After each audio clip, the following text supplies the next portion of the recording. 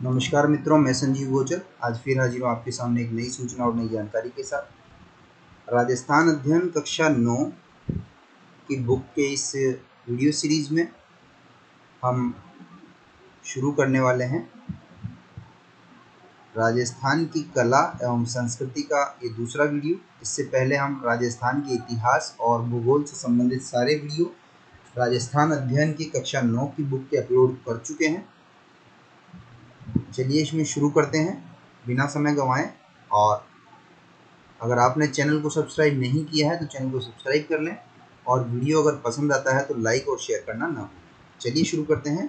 मध्यकालीन साहित्यिक उपलब्धियां। राजस्थान में साहित्य प्रारंभ में संस्कृत एवं प्राकृत भाषा में रचा गया। मैं बीच बीच में जो आपको इम्पोर्टेंट बताता हूँ उसे आप नोट कर लीजिए। तो शुरू में जो साहित्य रचा गया वो राजस्थान में संस्कृत और प्राकृत भाषा में रचा गया। नोट करिए इसको। मध्य युग के प्रारंभ काल से अपभ्रंश और उससे जनित मरुभाषा और स्थानीय बोलियां जैसे मारवाड़ी, मेवाड़ी, मेवाती, ढूंढाड़ी और बागड़ी में साहित्य की रचना होती रही। तो प्रारंभ में संस्कृत और प्राकृत में, उसके बाद मध्य युग की शुरुआत में 1200 ईस्वी के आसपास, ठीक है, 1100 से 1200 ईस्वी के आसपास मध्य युग के प्रारंभ काल में अपभ्रंश और उससे जो भाषाएं निकली, मरुभाषा और स्थानीय बोलियां मारवाड़ी, मेवाड़ी, मेवाती, ढूंढाड़ी और बागड़ी में साहित्य की रचना होती है। नोट करिए इसको। परंतु इस काल में संस्कृत साहित्य अपनी प्रगति करता रहा। सबसे पहले बात करें संस्कृत साहित्य की, तो राजपूताना के जो विद्यानुरागी शासक थे, कला साहित्य आदि का विकास और उसको पसंद करने वाले जो शासक थे, उन्होंने विद्वानों को अपने यहाँ शरण दी, अपने दरबारों में रखा, उन्हें प्रेरित किया लेखन के लिए। शिलालेखों, प्रशस्तियों और वंशावलियों के लेखन में इस भाषा का प्रयोग किया गया। मरुभाषा का शिलालेखों में जो पत्थर की शिलाओं पर किसी राजा, वंश, व्यक्ति के बारे में लिखा जाता है वो शिलालेख, और अगर उसमें किसी राजा की प्रशंसा की जाती है तो प्रशस्ति कहलाती है। और किसी वंश के बारे में बताया जाता है जैसे राज प्रशस्ति, उसमें जो राजसमंद झील के किनारे 25 काले संगमरमर के पत्थरों पर लिखी हुई है संस्कृत में रणछोड़ भट्ट के द्वारा, उसमें बप्पा रावल से लेकर के राज सिंह तक का इतिहास लिखा गया है। तो ये वंशावलियों के लेखन में इस भाषा का प्रयोग किया गया था। महाराणा कुंभा स्वयं विद्वान था, संगीत प्रेमी था और विद्वानों का आश्रयदाता था। तो अब नोट करिए, महाराणा कुंभा ने संगीत राज, सूड प्रबंध, संगीत मीमांसा, ये संगीत ग्रंथ हैं तीनों, संगीत राज, सूड प्रबंध और संगीत मीमांसा, ठीक है, ये संगीत ग्रंथ हैं। नोट कर लीजिए। अगर पूछता है तो निम्न में से राणा कुंभा का संगीत ग्रंथ नहीं है तो इन तीनों के नाम देकर चौथा कोई और दे देगा, या रसिक प्रिया ही दे दे, तो ये संगीत ग्रंथ नहीं है, ये गीत गोविंद जो ग्रंथ है उसकी टीका है ये, रसिक प्रिया, ठीक है। और संगीत रत्नाकर आदि ग्रंथों की रचना की थी। संगीत राज, संगीत मीमांसा, संगीत रत्नाकर और सूड प्रबंध। इनके आश्रित विद्वान थे मंडन, इसको नोट करिए, ये कुंभा का आश्रित विद्वान था। शिल्प शास्त्र से संबंधित अनेक ग्रंथों की रचना मंडन ने की है। तो मंडन के ग्रंथों के नाम नोट करिए। एक तो देव मूर्ति प्रकरण, राजवल्लभ और रूप मंडन, प्रसाद मंडन, ये कुंभा के आश्रित विद्वान मंडन द्वारा रचित ग्रंथ हैं। देव मूर्ति प्रकरण, राजवल्लभ, रूप मंडन, प्रसाद मंडन। और इसके अलावा महत्वपूर्ण जो कुंभा का कालीन चित्तौड़गढ़ है उसमें कुंभलगढ़ प्रशस्ति जो कुंभलगढ़ में है उसकी रचना इन्होंने की।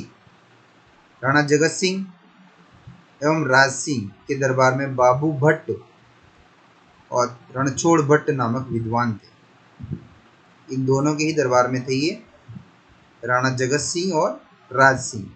क्या क्या नाम था? बाबू भट्ट और रणछोड़ भट्ट। ये रणछोड़ भट्ट वही है, इसके बारे में मैंने भी बताया आपको कि इन्होंने राज प्रशस्ति की रचना की, जो राजसमंद झील के किनारे काले संगमरमर के 25 शिलालेखों पर वर्णित है, संस्कृत भाषा में है, और उसमें बप्पा रावल से लेकर के और मेवाड़ के राणा राज सिंह तक का इतिहास है। ये 15 वर्ड हो गए RS मेंस एग्जाम के क्वेश्चन के, राज प्रशस्ति। ठीक है, तो बाबू भट्ट और रणछोड़ भट्ट ये मेवाड़ के राणा जगत सिंह और राणा राज सिंह के दरबार में विद्वान थे। तो जगत सिंह ने इसने बाबू भट्ट ने जगन्नाथ राम प्रशस्ति लिखी और राज सिंह ने राज सिंह प्रशस्ति लिखी, या राज प्रशस्ति भी इसको कहते हैं। तो जगन्नाथ राम प्रशस्ति बाबू भट्ट के द्वारा लिखी गई, जो राणा जगत सिंह और राणा राज सिंह के दरबार में था। इसे नोट कर लें आप। ये बाबू भट्ट वाला फैक्ट आपको नॉर्मली गाइड में मिलता नहीं है। राज प्रशस्ति या राज सिंह प्रशस्ति तो नॉर्मली मिल जाता है। तो बाबू भट्ट किसका दरबारी विद्वान था? मेवाड़ के महाराणा राज सिंह और महाराणा जगत सिंह का। और इसने क्या लिखा? इसने जगन्नाथ राम प्रशस्ति की रचना की। ये दोनों प्रशस्तियां मेवाड़ के इतिहास के लिए महत्वपूर्ण है, जगन्नाथ राम प्रशस्ति और राज प्रशस्ति या राज सिंह प्रशस्ति। उसके आगे बात करें तो आमेर, तो आमेर में जयपुर के महाराजा मानसिंह, ये मानसिंह वही है जो अकबर का विश्वास पात्र था। इसने काबुल, बिहार और बंगाल का सूबेदार बनाया गया था।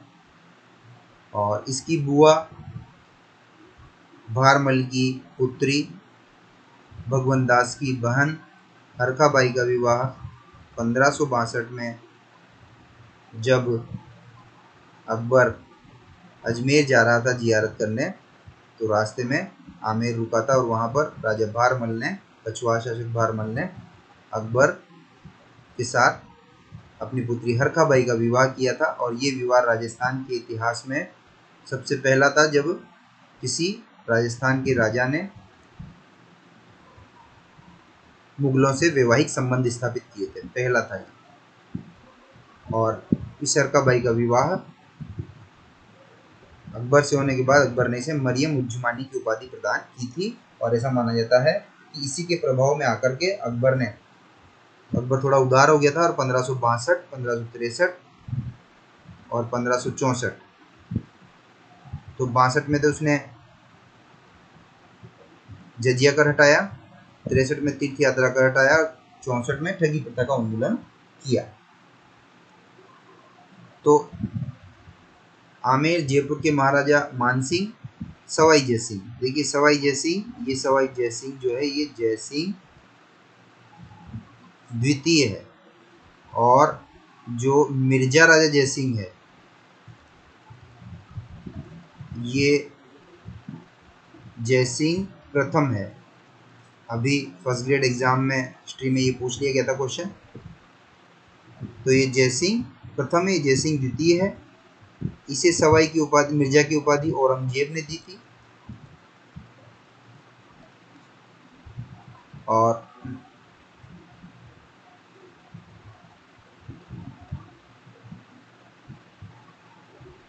इसे शाहजहां ने दी थी और इसे जो है औरंगजेब ने दी थी। ठीक है, क्योंकि इसने 1665 में शिवाजी को अपने प्रभाव से संधि करने पर, पुरंदर की संधि करने पर मजबूर कर दिया था और प्रसन्न होकर औरंगजेब ने इसे सवाई कहा था, सवाई की उपाधि दी थी। और ये मिर्जा राजा जो है इसी के दरबार में बिहारी कवि था, जिसे वो एक एक दोहे पर एक एक अशर्फी दिया करता था। ठीक है, और इसी सवाई जयसिंह ने और जयसिंह द्वितीय ने 5 वेधशालाएं बनवाई, मथुरा, उज्जैन, दिल्ली, वाराणसी और जयपुर में। ठीक है, जहाँ पर सूर्यगढ़ी है। और सवाई जयसिंह ने 1727 में जयपुर शहर का निर्माण करवाया विद्याधर भट्टाचार्य के निर्देशन में। और इसी सवाई जयसिंह ने बूंदी के उत्तराधिकार युद्ध में हस्तक्षेप किया था।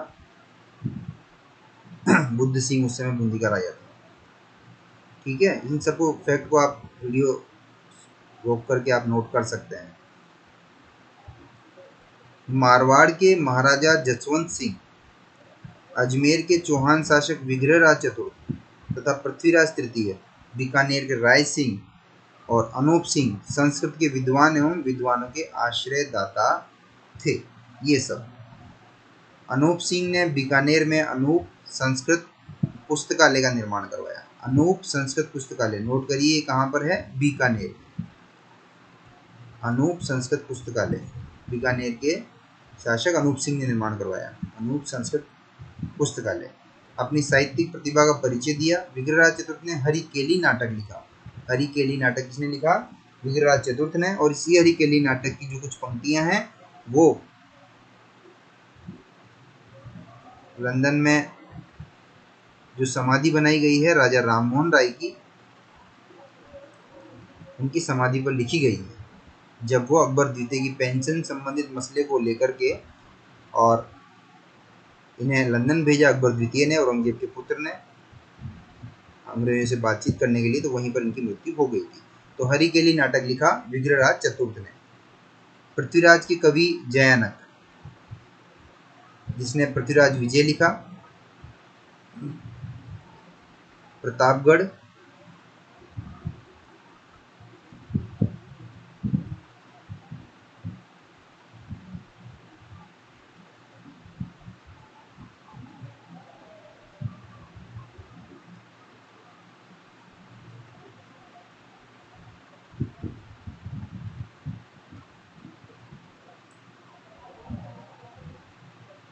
के दरबारी पंडित जयदेव का हरि विजय नाटक। प्रतापगढ़ के दरबारी पंडित जयदेव, तो हरि विजय नाटक किसने लिखा, जयदेव ने। जयदेव कौन था, ये प्रतापगढ़ का दरबारी पंडित था। और गंगाराम भट्ट का हरिभूषण इस काल की प्रसिद्ध रचनाएं हैं। तो हरिभूषण किसने लिखा, गंगाराम भट्ट ने। हरि विजय जयदेव ने। पृथ्वीराज विजय जयानक ने। हरि विजय जयदेव ने। हरिभूषण गंगाराम भट्ट ने। मारवाड़ के जसवंत सिंह ने संस्कृत भाषा में भाषा भूषण और आनंद विलास नामक श्रेष्ठ ग्रंथ लिखी। बहुत इंपॉर्टेंट है, ये फैक्ट नहीं मिलेगा नॉर्मली आपको गाइड्स में। तो भाषा भूषण और आनंद विलास ये दोनों ग्रंथ लिखे संस्कृत में मारवाड़ के जसवंत सिंह ने। ये मारवाड़ का जसवंत सिंह वही था जिसने 1658 में धर्मत के युद्ध में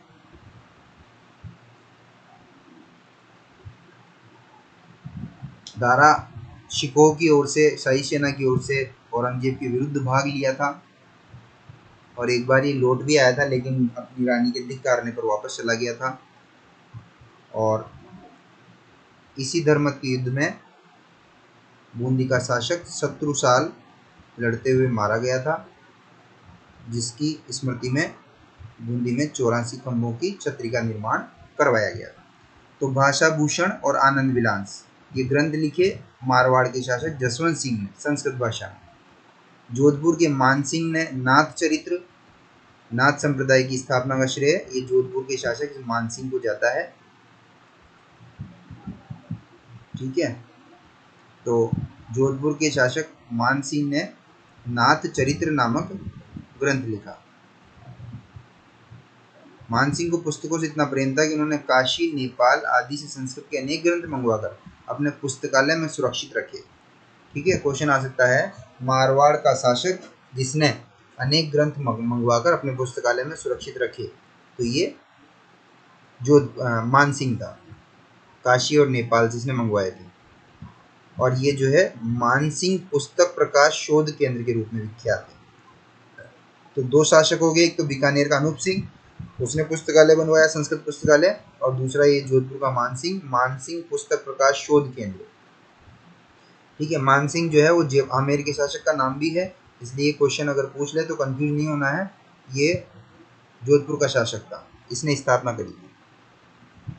राजस्थानी साहित्य, राजस्थानी समस्त राजस्थान की भाषा रही है जिसके अंतर्गत मेवाड़ी, मारवाड़ी, ढूंढाड़ी, हाड़ौती, बागड़ी, मालवी और मेवाती ये राजस्थान की बोलियां हैं। उनको नोट कर लीजिएगा, एग्जाम में पूछ सकता है, मेंस एग्जाम में पूछ ले राजस्थान की 4 क्षेत्रीय बोलियां, स्थानीय बोलियों का नाम लिखिए। ठीक है, तो मेवाड़ी, मारवाड़ी, ढूंढाड़ी, हाड़ौती, बागड़ी, मालवी और मेवाती।